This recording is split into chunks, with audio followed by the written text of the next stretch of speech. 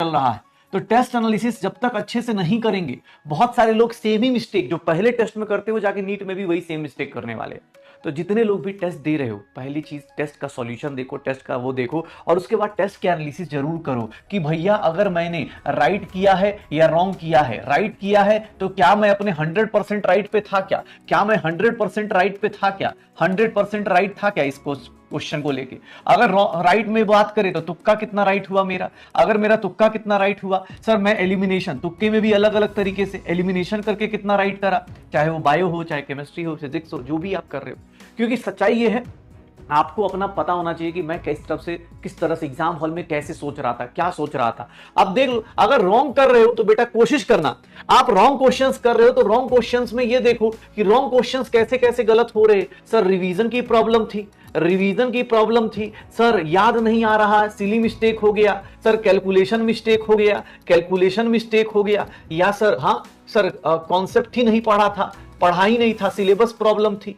Sir जो आपको लगता है उसको हाईलाइट करो। ऐसे करके हर एक लोगों के अपनी अपनी एनालिसिस होगी, पिछली बार से अब की बार में क्या चेंजेस आई है हर एक टेस्ट का। मैंने बार बार बोला है, एक कॉपी बनाओ बेटा, क्योंकि देखो सच्चाई ये है, बहुत फील गुड पढ़ना है तो बेटा बहुत अच्छी बात है। हम नेता है नहीं कि नेता की तरह बोले पड़ा हाँ कि बेटा हम ये वादा करते हैं, ये कर देंगे, वो कर देंगे, वैसा कुछ होगा नहीं ना, तुम वैसा कुछ कर सकते हो। हम सब लोगों को अपने सिलेक्शन के लिए पढ़ना है, और यहां पर सच्चाई ये है, जितना आप पढ़ते हैं, अगर आप 20% पढ़ाई पे टाइम देते हैं तो सर उसका 80% मतलब 4 टाइम्स आपको उसके रिवीजन पे, उसके टेस्ट पे, उसके क्वेश्चंस पे फोकस करना पड़ेगा।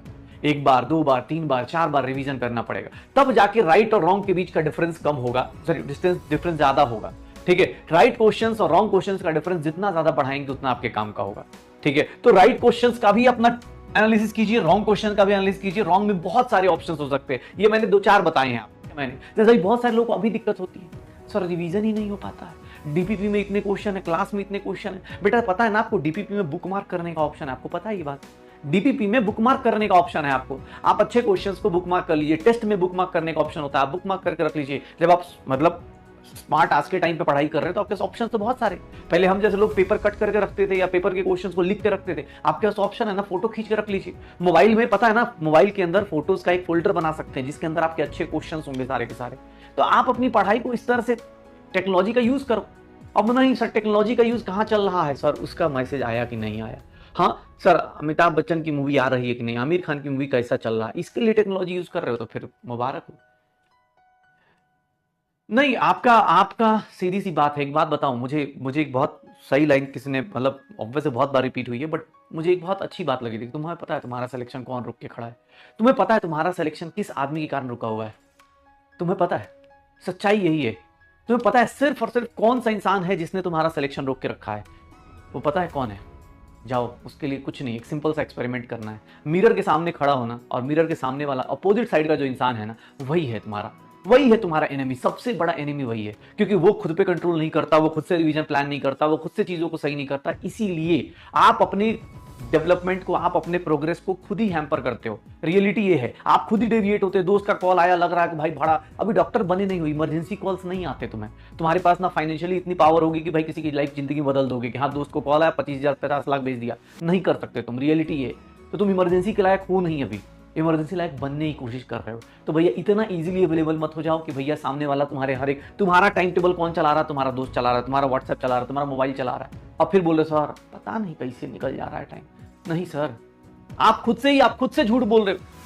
तुम अपना एक आइडियल, अगर तुम्हें लगता हो ना, तुम्हें एक आइडियल बताता हूं, तुम अपना एक आइडियल देखना, ये तुम्हारा आइडियल होगा। आइडियल पता है क्या बोलता है? ये तुम्हारा आइडियल है, ये तुम ही हो, ये तुम्हारा आइडियल है। पता वो क्या बोलता है कि अपनी औकात पे आऊं ना तो मैं 14 घंटे पढ़ सकता हूं, 15 घंटे लगातार पढ़ सकता हूं। ये तुम्हारा आइडियल होता है। लेकिन तुम होते हो ऐसे खड़े होते हो ऐसे, सर ये मिरर लगा देता हूं ताकि तुम खुद को ही देखो। ये तुम हो, सर दोस्त का बर्थडे है सर पता है आज संडे है सर, मन नहीं कर रहा। पता है सर अंग्रेज बोले थे संडे को आराम करने का, और अंग्रेजों की यही बात मुझे पसंद आई थी। हाँ सर जानते हैं सर आमिर खान का बड़ा अच्छा मूवी आया है सर, बहुत बड़ा ही सुन रहे हैं, इसका ये प्रचार सुन रहे हैं सर, सोच रहे हैं मॉल खुला है सर, जाके मॉल घूम के आ जाते हैं। कोटा वाले की सर थोड़ा सा सर इधर घूम के आ जाते हैं। मानसून में सर जानते हैं सर रेन डांस करना बहुत जरूरी होता है, उससे दिमाग चलता है। अगर ये तुम हो बेटा, ये तुम्हारा एक्सक्यूज है। जिनके भी मार्क्स कम आए हैं आपको अपना एनालिसिस पता होना चाहिए, और बस यही सच्चाई है कि बस सच्चाई